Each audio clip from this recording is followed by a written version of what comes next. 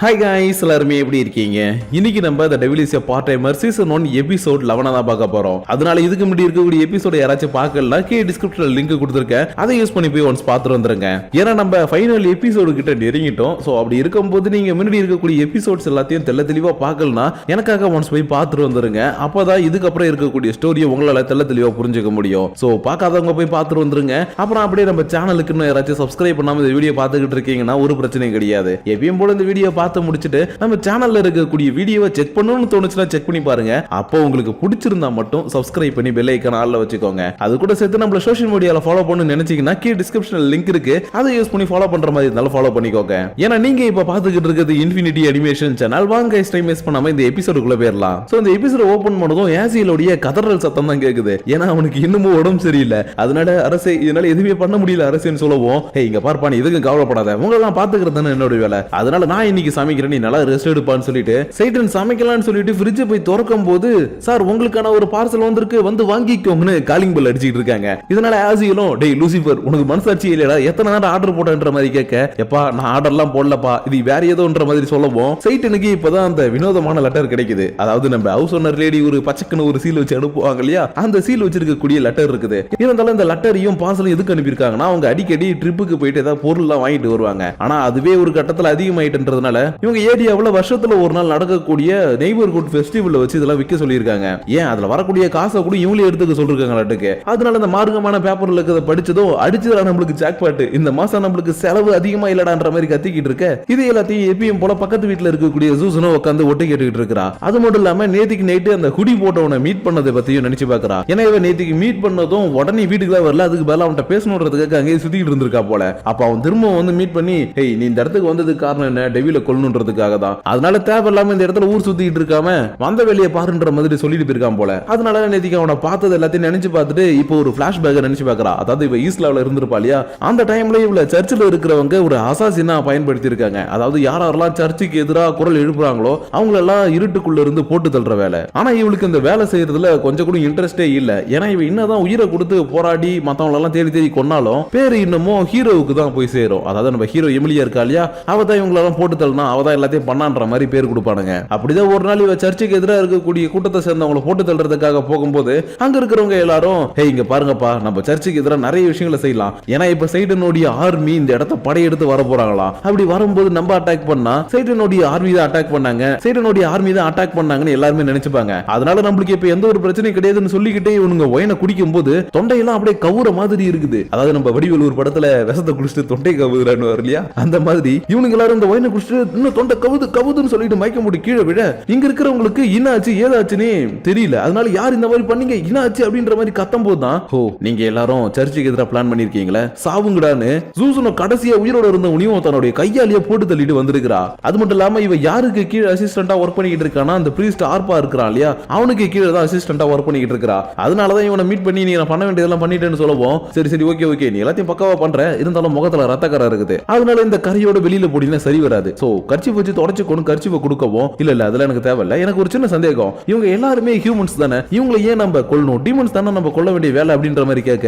இங்க பாருப்பா சர்ச் என்ன சொல்லுதோ அதை செஞ்சா மட்டும் போதும். ஆனா அதை விட்டுட்டு நீ தேவையில்லாம வேற ஏதாவது யோசிச்சுனா உன்னுடைய உயிருக்கு நானே உத்தரவாதம் கிடையாது. அதனால இப்படி தேவையில்லாம யோசிக்காம அடுத்து இந்த லிஸ்ட்ல இருக்கவங்களை போய் போட்டு தள்ளுன்னு தினமும் இவங்களுக்கு ஒரு லிஸ்ட்டை கொடுத்து நிறைய பேரை போட்டு தள்ள சொல்லியிருக்காங்க. அதனாலதான் அந்த விஷயத்த எல்லாத்தையும் போய் நினைச்சு பார்த்ததுக்கு அப்புறம் நாங்க உண்மையாவே எக்கச்சக்க பேரை கொல்றதுக்கு ரொம்பவே கஷ்டப்பட்டு வேலை செய்யறோம். ஆனா கடைசியில எல்லாருமே ஹீரோ தான் நம்மளை காப்பாத்தினாங்க, அவங்க இல்லைன்னா நம்ம இங்க இல்லன்ற மாதிரி நாங்க பண்ணதுக்கான எல்லா கிரெடிட்ஸும் அந்த ஹீரோஸ்க்கு தான் போய் சேருதுன்ற மாதிரி வருத்தப்பட்டுக்கிட்டு இருக்க. இன்னொரு பக்கம் உண்மையான ஹீரோ இருக்கா இல்லையா, அவன் என்னடா பண்ணிட்டு இருக்கான்னு பார்த்தா இப்பதான் ஆபீஸ்ல இருக்கக்கூடிய ஒர்க் எல்லாத்தையும் முடிச்சுட்டு வீட்டுக்கு கிளம்பிட்டு இருக்கா. அது மட்டும் இல்லாம நேத்திக்கு இந்த தீம் பார்க்குக்கு போனதெல்லாம் பத்தி தன்னுடைய ஃப்ரெண்டு கிட்ட சொல்லுவோம், அப்பனா நேத்திக்கு நீங்க தீம் பார்க்குக்கு என்ன விட்டுட்டு போயிட்டீங்க, சரி ஓகே நீ விடு, இருந்தாலும் அந்த மாவு அங்கதான் இருந்தானமே நான் கேள்விப்பட்டன்ற மாதிரி கேட்க, ஆமாமா மாவு நேத்திக்கு ஏதோ ஒர்க்னு சொல்லிட்டு அங்க ஒர்க் பண்ணிட்டு இருந்தான், அதனால நாங்க அங்க போன இடத்துல எதிர்த்து ஏதாவது மீட் பண்ணிக்கிட்டோம்னு சொல்லுவோம். ஏய் நடிக்காதடி, அவனை பார்க்கணுன்றதுக்காக நாங்க போனேன், உண்மையை சொல்லு அவன் நீ லவ் பண்றியா இல்லையான்னு கேட்க, அட ஏன்பா நீ வேற, நேத்திக்கு நாங்க போனது என்ஜாய் பண்றதுக்காக தான், மத்தபடி எதுக்கும் கிடையாது, இல்ல நீ நம்பலனா சூசனோ கிட்ட கூட கேட்டுக்கோன்ற மாதிரி இவகிட்ட சொல்லிக்கிட்டு இருக்க.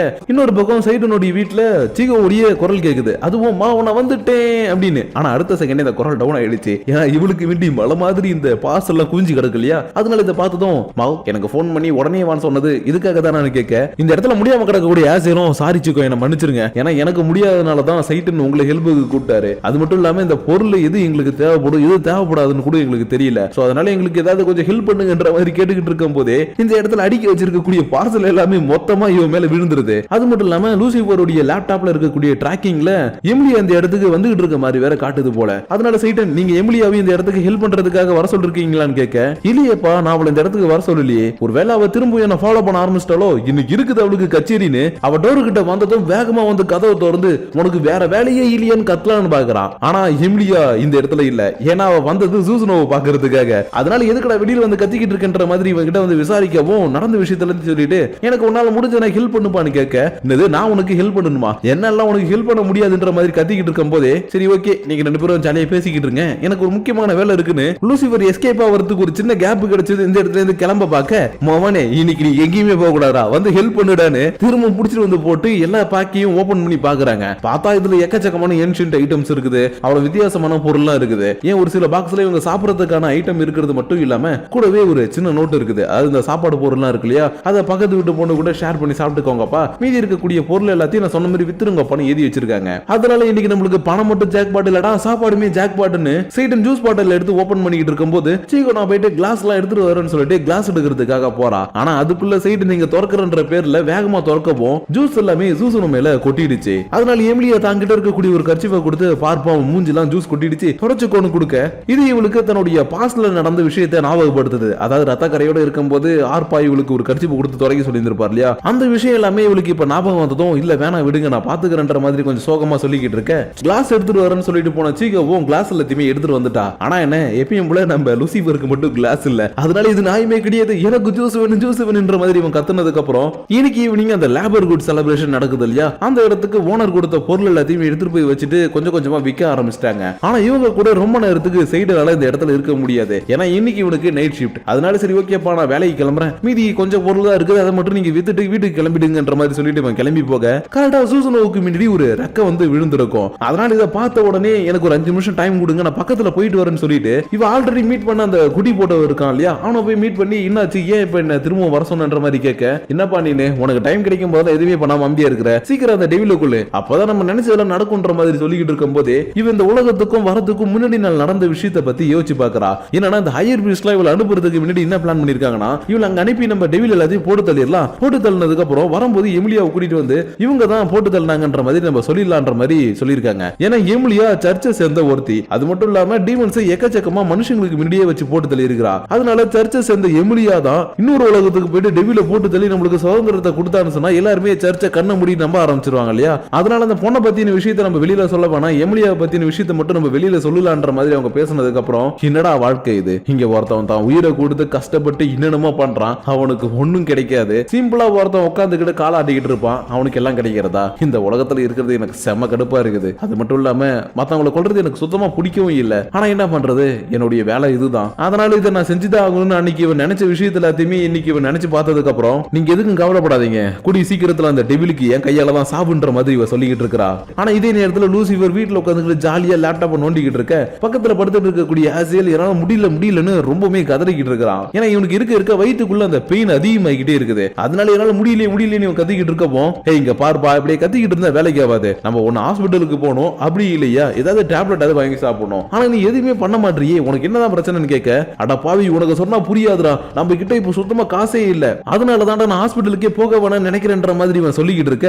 இங்க பாரு காசெல்லாம் பத்தி யோசிக்காத, எதுவா இருந்தா என்ன ஃபர்ஸ்ட் நம்ம ஹாஸ்பிட்டலுக்கு போலான்னு லூசிபர் ஆம்புலன்ஸை வர வச்சு இவன் ஹாஸ்பிட்டலுக்கு கூட்டிட்டு போய்கிட்டு இருக்க. இன்னொரு பக்கம் சூசமா பக்கத்துல போயிட்டு வரேன்னு சொன்னவ ஒரு இடத்துல தனியா நின்னுகிட்டு என்ன பண்ணலாம் ஏது பண்ணலாம்ன்றதை யோசிச்சுக்கிட்டே இருக்கிறா. அந்த டைம்னு பார்த்து என்னப்பா எங்கே போறேன்னு சொன்னா இங்க நின்னுட்டு இருக்குன்னு சீகவும் எமிலியாவும் இருக்கக்கூடிய பொருள் எல்லாத்தையுமே வித்து முடிச்சுட்டு இருக்கக்கூடிய இடத்துக்கு வர, அது ஒண்ணு இல்ல நான் வேற ஒரு விஷயத்தை பத்தி யோசிச்சுட்டு இருந்தேன், சரி ஓகே நீங்க பொருள் எல்லாத்தையும் வித்துட்டீங்களே வாங்க வீட்டுக்கு போலான்னு இவங்க கூட சேர்ந்து திரும்பவும் வீட்டுக்கு வர ஆரம்பிக்கிறா. ஆனா இவளுக்கு மனசுக்குள்ள டெவில கொல்லணும்ன்ற அந்த ஒரு எண்ணம் மட்டும் ஓடிக்கிட்டே இருக்கு இல்லையா. அதனால இப்ப அந்த டெவில நம்ம தனியா போய் கொள்ளலாமா இல்ல இவங்களை கூட்டிட்டு போய் கொள்ளலாமா, என்ன பண்ணலாம் எனக்கு ஒண்ணுமே தெரியலையே, சரி ஓகே இவங்கிட்ட கேட்டுலான்னு ஹீரோ எமிலியா ஒரு நிமிஷம் நில்லுங்க, உங்ககிட்ட நான் பேசியாகணும்னு பின்னாடி வந்துகிட்டு இருக்கக்கூடிய சூசனோ இவளை கூப்பிட சீகோவுக்கு ஒரு சின்ன ஷாக்கு. ஏன்னா அந்த சூசனோ ஈஸ்ட் லெவல்ல இருந்தா வந்திருக்கிறான்ற விஷயம் இவளுக்கு தெரியாது இல்லையா. அதனாலதான் இவ லைட்டா ஷாக் ஆனதுக்கு அப்புறம் உங்களுடைய உண்மையான நேம சொல்லி இவங்க கூப்பிடுறாங்களே, அப்பனா இவங்களும் ஈஸ்ட் லெவல்ல இருந்தா வந்திருக்காங்களான்னு கேட்க சூசனோவுக்கு ஒரு சின்ன ஷாக்கு. ஏன்னா சீகோவுக்கு இவங்களை பத்தின விஷயங்கள்லாம் தெரியும்ன்ற விஷயமே இப்பதான் இவளுக்கு தெரிய வந்திருக்கு. அதனால எமிலியா இவளுக்கு நம்மளை பத்தின விஷயங்கள்லாம் தெரியுமான்ற மாதிரி கேட்க,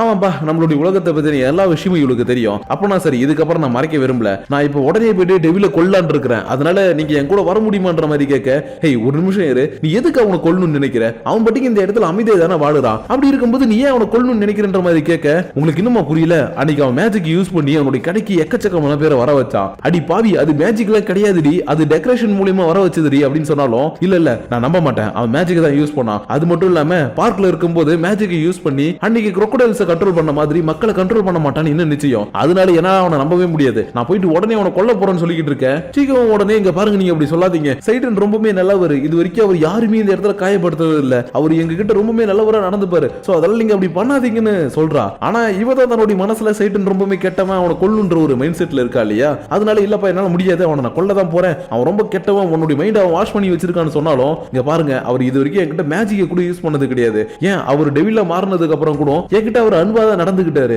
அதனால தயவு செஞ்சு இப்படி பண்றேன்னு மட்டும் சொல்லாதீங்க, நம்ம எல்லாருமே ஃப்ரெண்ட்ஸ் தானே. இவ எவ்வளவு விஷயங்கள் எடுத்து சொன்னாலும் இவளுக்கு அது மண்டையில ஏறவே இல்லை. அதனால சரி ஓகே, கடைசியா கேட்கிறேன் எமிலியா, நீங்க என் கூட வந்து அந்த டெவில கொல்றதுக்கு ஹெல்ப் பண்ணுவீங்களா மாட்டீங்களான்னு கேட்க, இல்லப்பா என்னால முடியாது, அது மட்டும் இல்லாம நான் தான் இந்த இடத்துல ஹீரோ, அப்படி இருக்கும்போது அவன் கூட சண்டை போடணுமா வேணாமான்றது எல்லாத்தையுமே நான் தான் சூஸ் பண்ணணும். ஆனா ஒரு விஷயத்தை நீ புரிஞ்சுக்கோ, இந்த இடத்துல சண்டை போடுறது எந்த ஒரு பிரச்சனைக்கு தீர்வாகாதுப்பா, அதனால அவனை கொல்றத பத்தி இன்னொரு தடவை என்கிட்ட வந்து பேசாதன்னு சொல்லவும், சரி ஓகே இதுதான் உங்க முடிவு இல்ல, நான் இதுக்கப்புறம் என்ன பண்ணணுமோ அதை பாத்துக்கிறேன்னு சொல்லிட்டு இவ பட்டிக்கு ஒரு பக்கம் நடந்து போக, சீகோவுக்கு இப்ப என்ன பண்றதுனே தெரியல. ஏன்னா லாஸ்ட் ஒரு 1 வீக்கா தான் இவங்க எல்லாருமே ஃப்ரெண்டா ஜாலியா ஒன்னா சுத்திக்கிட்டு இருந்தாங்க. ஆனா அதுக்கு முன்னாடி ஈஸ்ட் லெவல்ல என்ன நடந்துச்சுன்னு இவளுக்கு தெரியாது இல்லையா? அதனாலதான் நான் கொஞ்சம் ஓவரா அவங்கள்ட்ட பேசிட்டேன் நாட்டுக்கு, நான் இப்ப என்ன பண்றதே தெரியல, எனக்கு கொஞ்சம் கஷ்டமா இருக்கேன்ற மாதிரி இவ எமிலியா கிட்ட சொல்லிக்கிட்டு இருக்க. ஹே இங்க பாருப்பா, நீ எதை பத்தி நினைக்காத, நான் தான் அவன் கூடவே இருக்கிறேன்ல, அதனால இது எல்லாத்தையுமே நான் சமாளிச்சிடுறேன்ற மாதிரி இவ சொல்லிக்கிட்டு இருக்கும் போது சடனா இவங்களை யாரோ வந்து அட்டாக் பண்றாங்க. யாருடான்னு பார்த்தா ஆல்ரெடி எமிலியாவை அட்டாக் பண்றதுக்காக வந்தான் இல்லையா, அவன் தான். அதனால இப்படி வந்து அட்டாக் பண்ண ஆரம்பிக்கவும்